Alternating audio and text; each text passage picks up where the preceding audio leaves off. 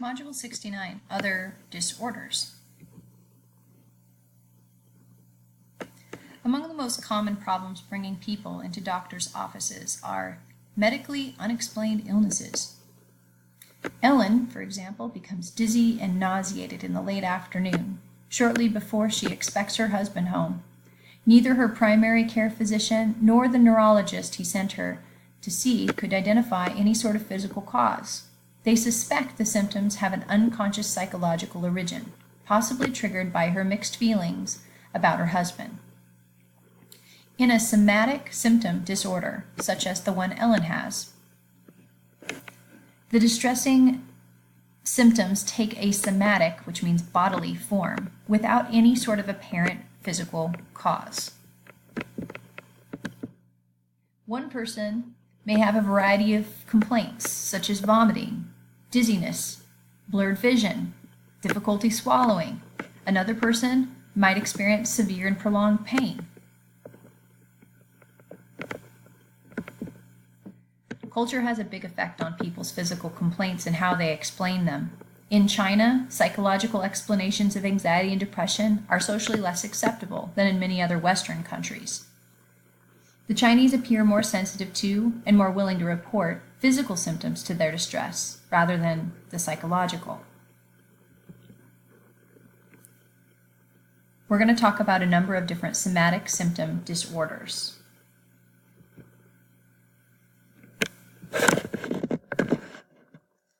Conversion disorder.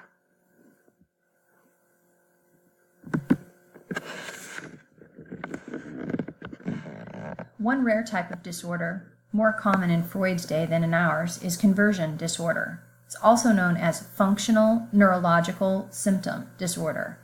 So called because anxiety presumably is converted into physical symptoms. Remember reading once that anxiety was, in Freud's explanation, caused when the superego and the id were kind of in conflict with one another, and when the ego couldn't negotiate the outcome in an effective way, that anxiety emerged, according to Freud.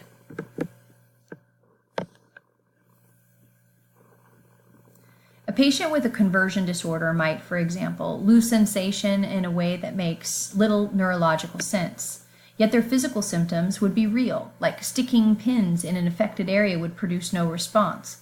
Other conversion disorder symptoms might be unexplained paralysis, even blindness, inability to swallow. In each case, the person would be strangely indifferent to the problem.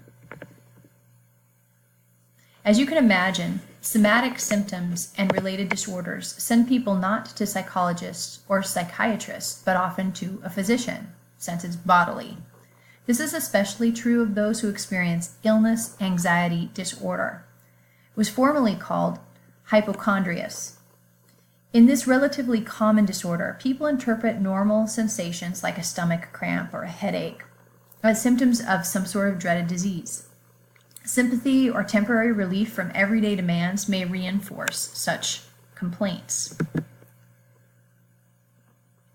No amount of reassurance by any physician convinces somebody suffering from the disorder that the trivial symptoms do not reflect a serious illness, so the patient moves on to another physician, seeking and receiving more medical attention, but failing to confront the disorder's psychological root.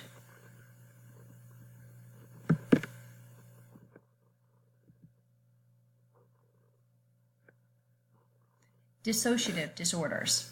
Among the most bewildering disorders are rare dissociative disorders.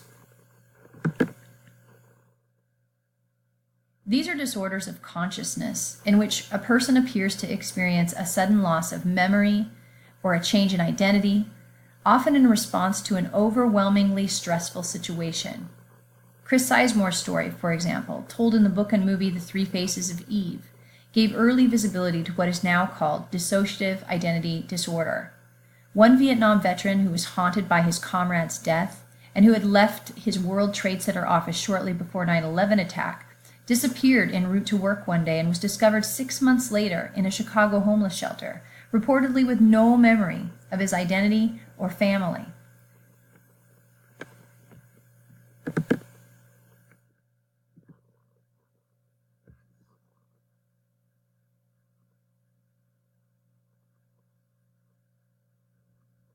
In such fugue states, a person's conscious awareness is said to dissociate or become separated from painful memories, thoughts, and feelings.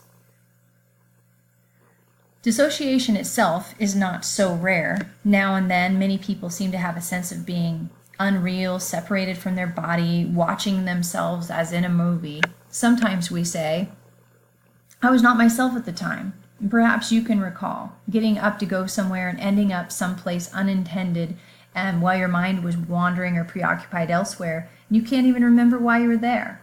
Or perhaps you can play a well-practiced tune on a guitar or piano while talking to someone. Facing trauma, dissociative detachment may actually protect people from being overwhelmed by emotion. Dissociative identity disorder. A massive dissociation from ordinary consciousness characterizes those with dissociative identity disorder. This is when two or more distinct identities are said to alternately control the person's behavior. You guys have heard from a couple of case studies in which people suffered from this. In one case study, Ivan's had like 24, right? Thus, the person might be prim and proper one moment, but loud and flirtatious the next. Typically, the original personality denies any awareness of the others.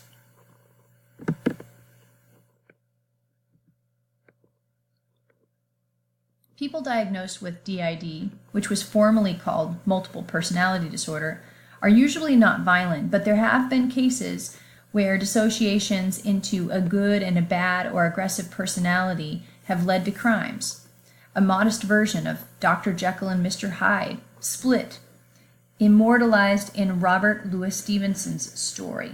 One unusual case involved Kenneth Bianchi, which I know you're going to hear about from Rose, I believe, accused in the Hillside Strangler rapes and murders of 10 California women.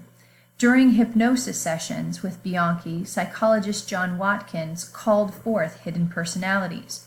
I've talked a bit to Ken, but I think that perhaps there might be another part of Ken that maybe feels somewhat differently from the part that I've talked to.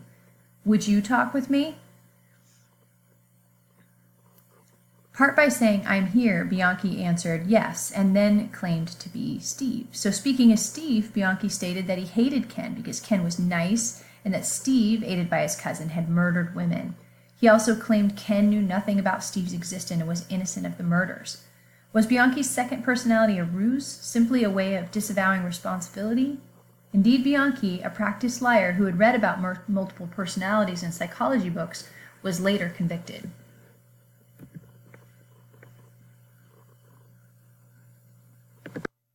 Other somatic disorders involve eating disorders. Our bodies are naturally disposed to maintain a fairly steady weight, including stored energy reserves for times when food becomes unavailable, but sometimes psychological influences overwhelm biological wisdom. This becomes painfully clear in 3 specific eating disorders. The first, anorexia nervosa. Anorexia nervosa typically begins as a weight loss diet. People with anorexia, usually adolescents, and 9 times out of 10 females, drop significantly below normal weight, but they still feel somatically as if they are fat, and there's a fear of being fat, and they remain obsessed with losing weight and sometimes exercise excessively. About half of those with anorexia display a binge-purge depression cycle.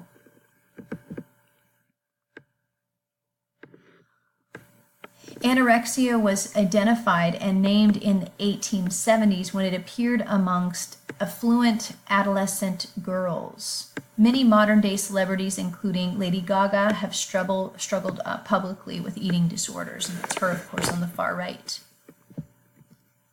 Bulimia nervosa might be triggered by a weight loss diet, broken by gorging on forbidden foods. Binge purge eaters, mostly women in their late teens, early 20s, eat in spurts, sometimes influenced by friends who are binging. In a cycle of repeating episodes, overeating is followed by compensatory purging through vomiting or laxative use, fasting, excessive exercise, preoccupied with food, and oftentimes craving sweet and high-fat foods, and fearful of becoming overweight, binge-purge eaters experience bouts of depression and anxiety during and following the binges. Unlike anorexia, bulimia is marked by weight fluctuations within or above normal ranges, making the condition fairly easy to hide.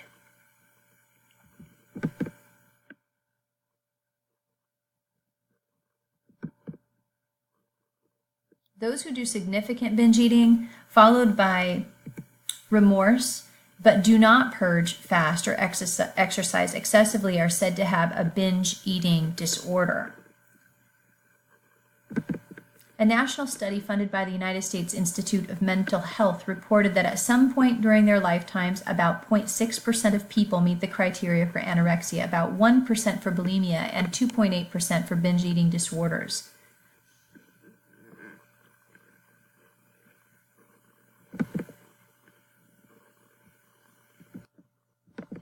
3.6.